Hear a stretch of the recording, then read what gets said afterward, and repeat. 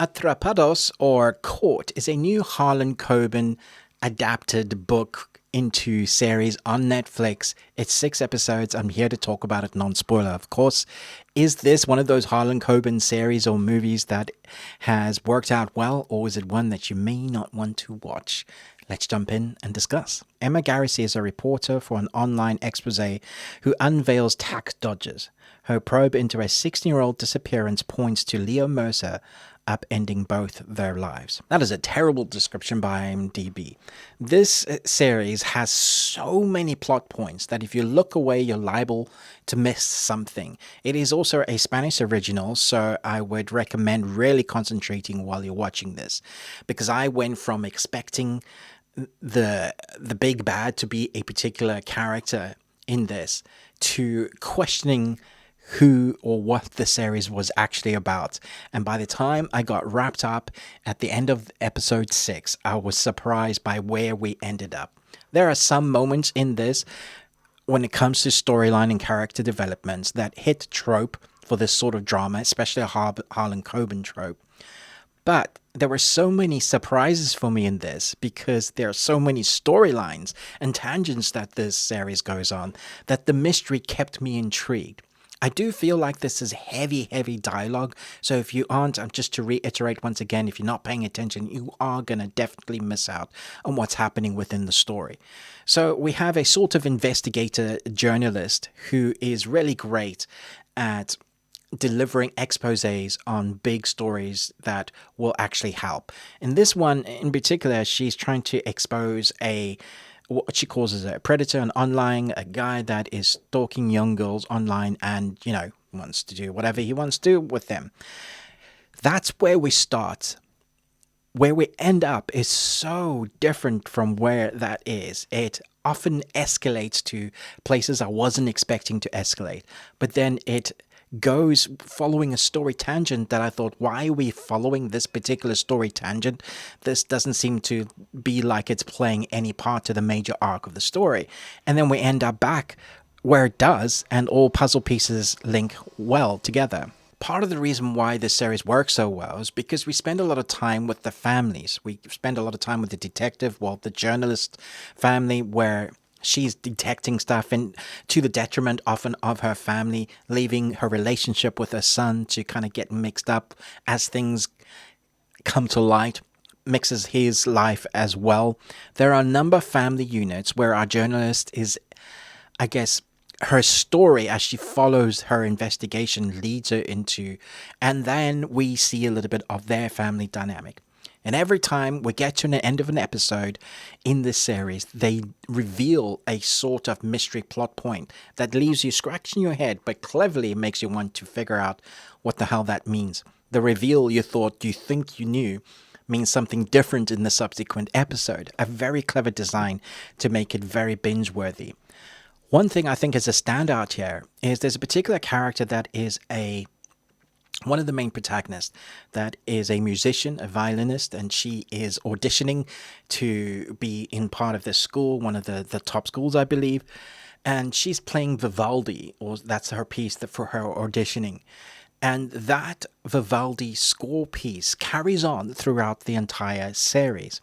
It's a character of its own, and so cleverly from one moment creating this beautiful atmospheric piece to then be almost harrowing in nature because it has an undercurrent of something that has happened. A very clever design using score to be a character as part of the series as well. And when it comes to the acting of all our main protagonists, because there's a few, like I said, because we have so many tangents that this series goes on, everybody does really well. I feel like the young teens played them authentically. I feel like they spoke like a human would be. Often the dramatization for young teens are heightened or overemphasized. Here it just feels like they were somewhat reserved, but also written like by people that did their research, that they would act that way, or for this particular culture where they're living in the world would act this way. And there's a bit of rebelliousness to it, but there's also a reality of the world they live in. If something dangerous is happening, they do want to make that stop. So when it comes to the writing and the acting, with this kind of age demographic, it felt really real. It felt right. I didn't go, oh, that's not how they would speak. Never did I take a step back and go, well, that just feels fake. It was just really well done. When it comes to the adult acting, there are romantic relationships that I think worked. It's never over stylized. It never stays on a sex scene for too long, because that normally detracts away from a series or the story. It is like holding up a bar of how to tell a story, especially when the design of it is so complicated. Now, I don't think it works all the time. I don't think it's perfect. I think there are too many tangents. I think a little bit of more focus would have been interesting, especially when we're jumping backwards and forwards, in letting the audience know, showing the audience through flashbacks, I guess, or just different timelines following different characters. It can be jarring. You have to focus, especially because it's, I guess, a world cinema title for me in the UK, at least, because it's not in English.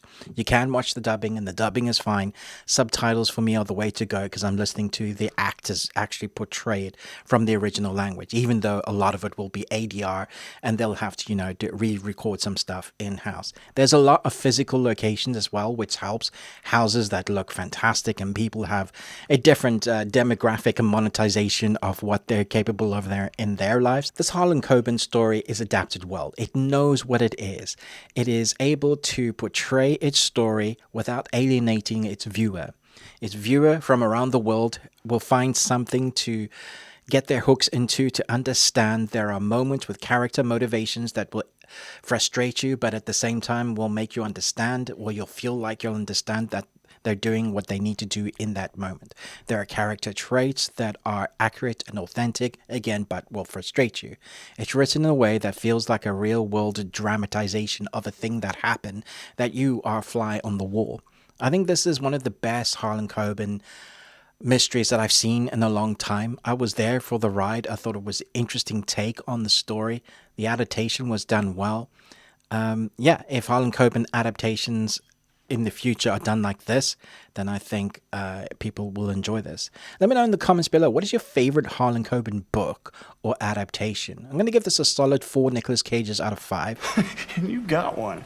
I think had they been more concise without going on too many storylines, it would have been a higher score. But saying that, all of those puzzle pieces that come to fruition in the end are explained, and I understand what they were doing. Even though there was dialogue heavy and it sometimes felt like it dragged a little, I could have stood to maybe have a couple of more episodes to flesh out some of the storylines, so it didn't feel like I was really struggling or had to concentrate so much on focusing on what was actually happening. Let me know if you felt any of this. Did you love it? Did you hate it? Again, what is your favorite Harlan Coben books or TV series? I'd love to hear in the comments below, but most of all, until next time, remember, live long and Tuesday.